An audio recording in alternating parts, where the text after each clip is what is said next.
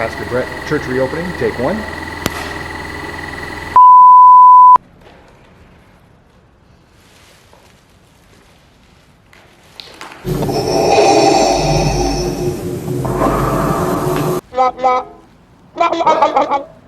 We can't hear you. No, nothing.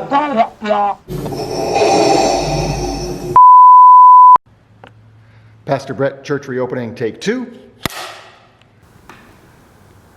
Okay, so you don't need to bring the outfit, but we do want you to know that we want this to be as safe a place as it can be for you. We are so excited about you coming back, but we want you to feel comfortable returning. You alone know when the right time is for you to come back. And so we've done as much as we can do to make this a safe place where we're trusting that you will not have to worry about coming in contact with any germs or the virus. However, should that occur, please know that immediately from the ceiling there will drop an oxygen mask. If you'll pull that mask tightly, placing it over your face first so that... Bret, wrong video. Wrong video? No, we don't need to do that. Oh, that's right. Oh, okay, we'll try it again. Pastor Bret, church reopening, take three. Okay, I think we've got it all set now. We are excited about having you folks back. It's not just been weeks, it's been months now since we have all been together.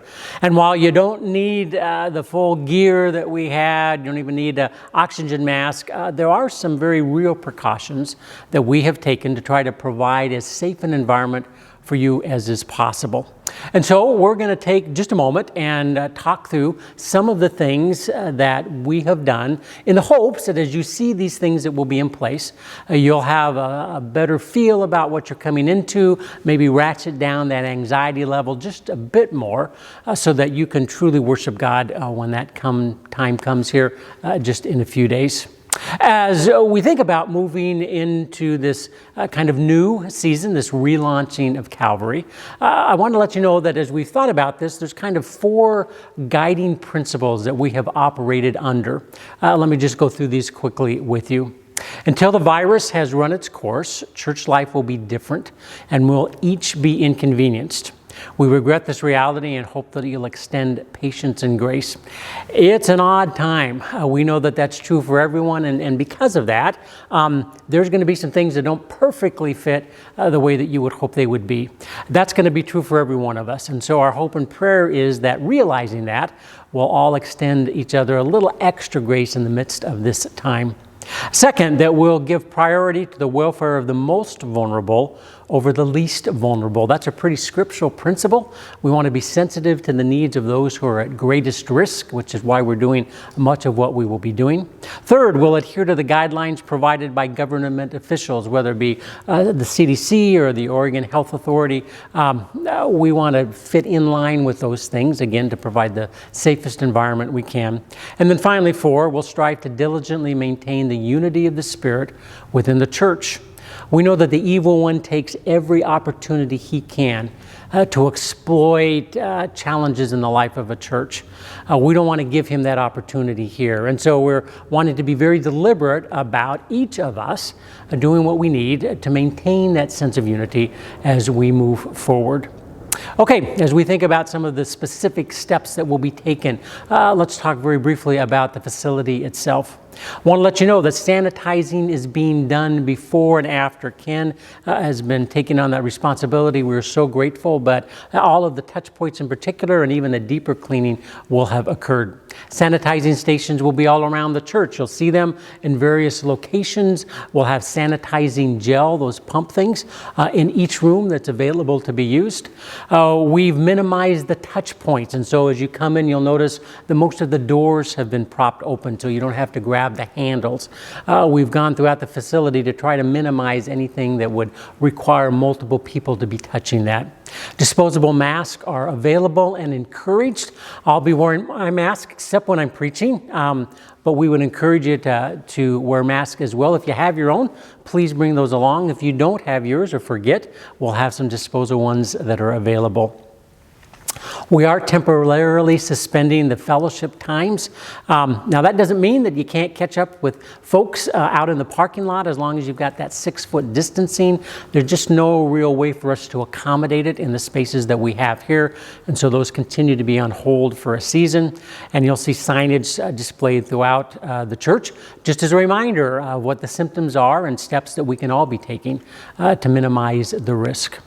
As we think about worship, you're going to see some things that are different. One will be the seating arrangement. In order to accommodate the 6-foot, at least 6-foot limit that the different organizations have put into place. We have designated different spots in the sanctuary. You'll see some shots of this, of how we have ropes up in some places, how there's tape down or cushions that are up. It'll be pretty apparent, I think, as you come in, but there are specific places we would ask you to sit and ask that you not sit in order for us to preserve this 6-foot social distancing. There won't be a greeting time during the service, as we typically would do about 5 minutes into the service. We'll be foregoing that for the moment. There won't be any bulletins again, so that people won't have to be touching those. We're not going to be doing an offering during the service so that we don't have to pass the offering plate or the offering bag. If you'd like to contribute, and that's always appreciated, there will be that love box in the back of the sanctuary, kind of in the entryway there. You can also give online or put it in an envelope and drop it off at the church.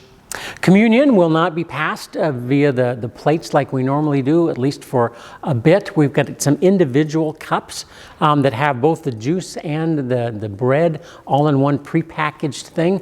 You'll be able to pick those up as you come into the sanctuary on Communion Sundays, but again, just trying to eliminate another touch point. And then we'll be doing a little less singing, in part because our services will be abbreviated. We're trying to keep the time down to a minimum as we have been requested. And also just because we want to minimize that sort of aerosol effect. And so if you do sing, we ask that you wear a mask, but there'll be less singing than has been done in the past. We look forward to resuming that at some point, but that will not be occurring initially. And then finally, there's just some common sense steps. I wish I didn't have to mention these, but as we all know, common sense is not nearly as common as it's been in the past. And so just as a quick reminder, if you're sick, please don't come to church. Now, we are excited about seeing you, but we want to see you at your best.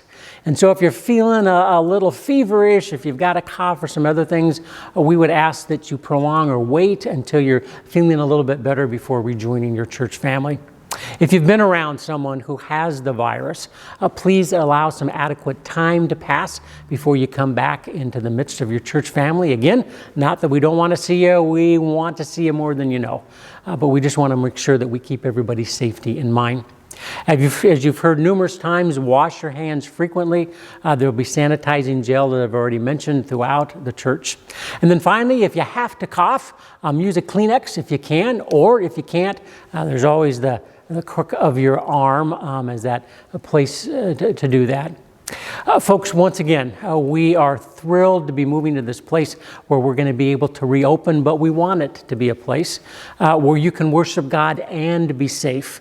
We don't want you to have to choose one or the other. We want both of those to be in existence. And so as you come on the 21st, come expectantly, come excitedly, and know that steps have been taken to try to provide as safe an environment as we can. We'll look forward to seeing you on the 21st. Remember, 10:30 a.m. on Sunday.